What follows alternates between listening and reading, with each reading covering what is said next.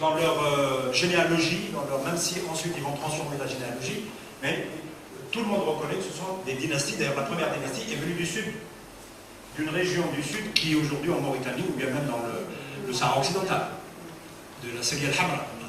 Mais ils vont créer un empire qui va contrôler tout le Maghreb jusqu'à ici, et une grande partie de l'Espagne musulmane. Les Almohades vont aller plus loin parce qu'ils vont contrôler jusqu'à la Libye et une partie de l'Espagne musulmane. Et là, effectivement, ces grandes puissances vont encore favoriser les sciences. Il va y avoir du développement des sciences, mais comme ils vont contrôler l'Andalous, donc il va y avoir des sciences qui vont se poursuivre en Andalous, mais Andalous va faire profiter le Maghreb de ce qui a été fait au XIe siècle en Andalous. Donc tous ces noms sont des noms très importants.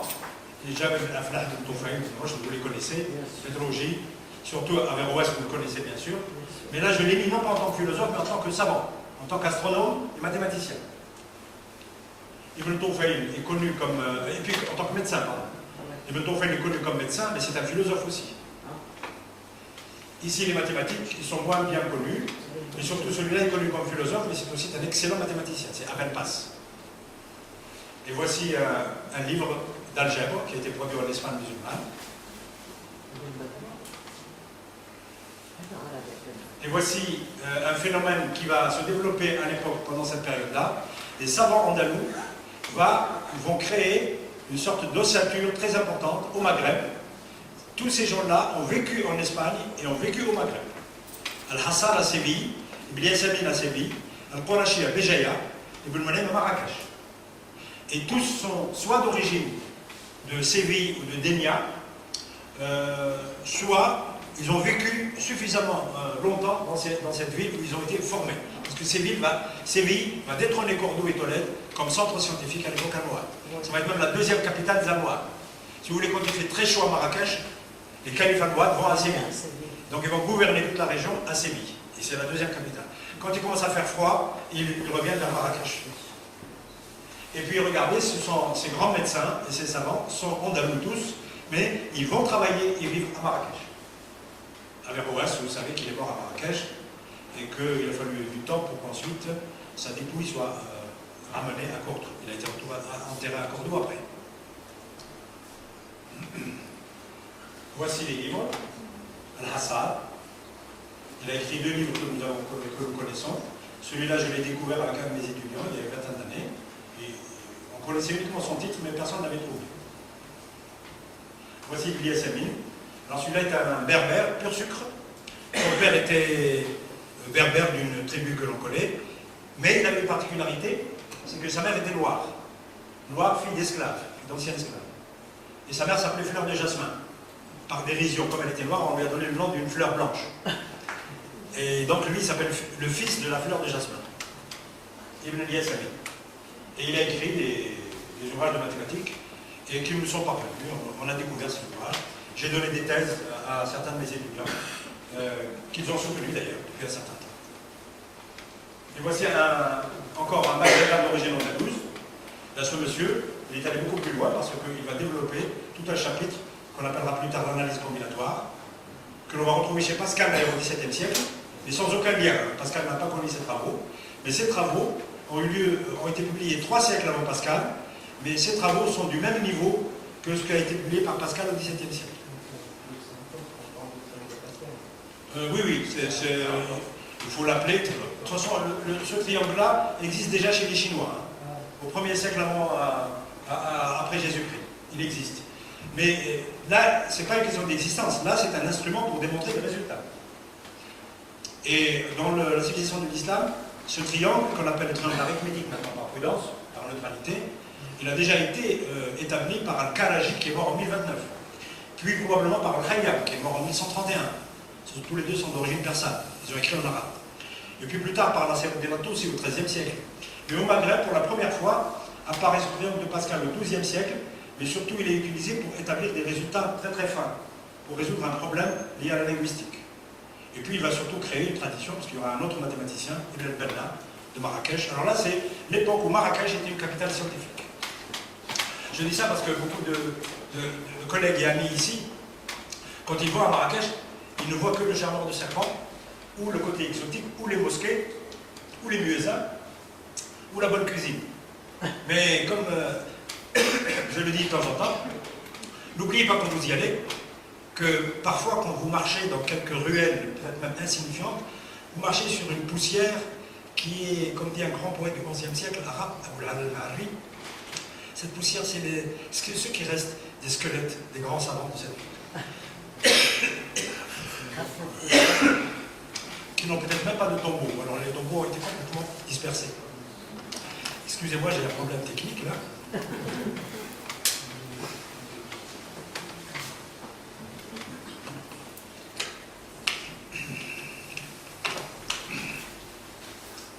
Rassurez-vous, c'est presque fini.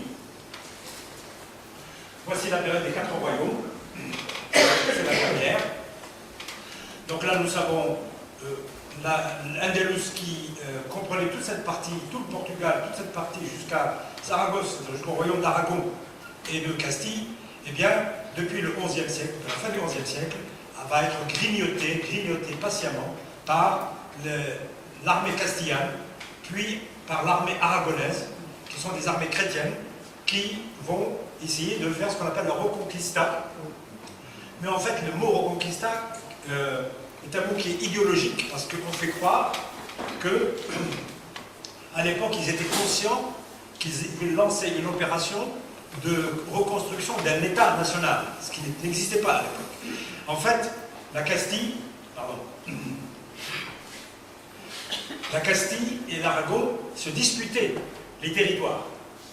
Et donc, si d'ailleurs les armées chrétiennes n'ont pas avancé suffisamment rapidement, puisqu'ils vont commencer à récupérer Tolède en 1085, et ils ne vont récupérer Grenade qu'en 1492.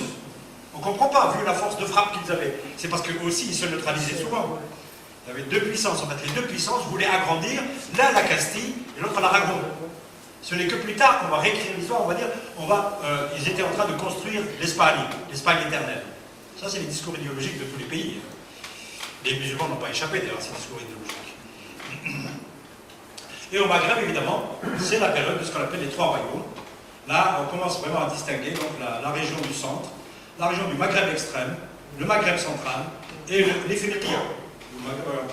Les Fennekia contrôlaient toute la Libye et une partie de l'Algérie d'aujourd'hui, parce que regardez, il n'y avait pas de frontières, mais on savait que à partir de là, c'était l'allégeance au roi de Tunis. Donc Béjaïa faisait partie de Tunis.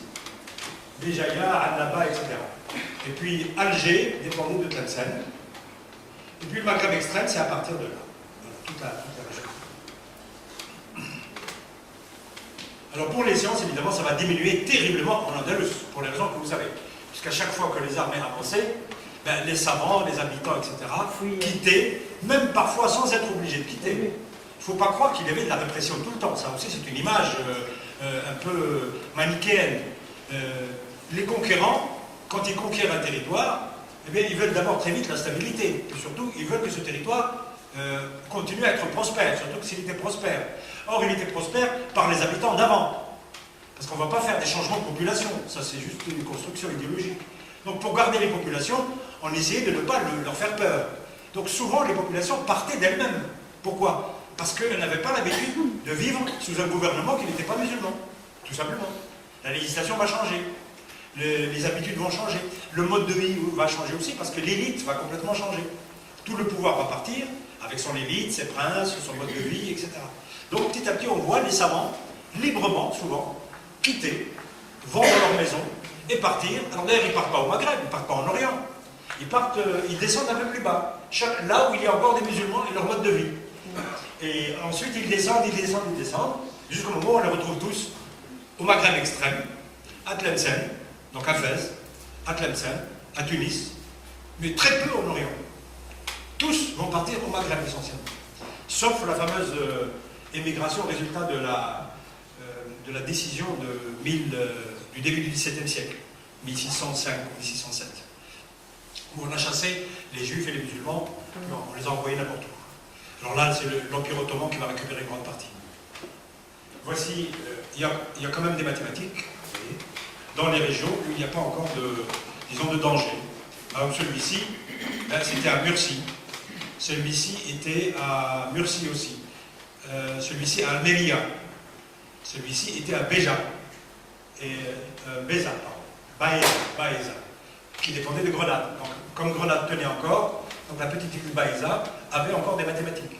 Mais celui-ci, à la fin de sa vie, lui-même volontairement, il le raconte, il quitte Grenade, et il va où? Ben, il va mourir dans une petite ville de la Tunisie d'aujourd'hui, à Béja. Personne ne l'a obligé. Il a voyagé, il est allé au Caire, il est allé à Tlemcen, etc.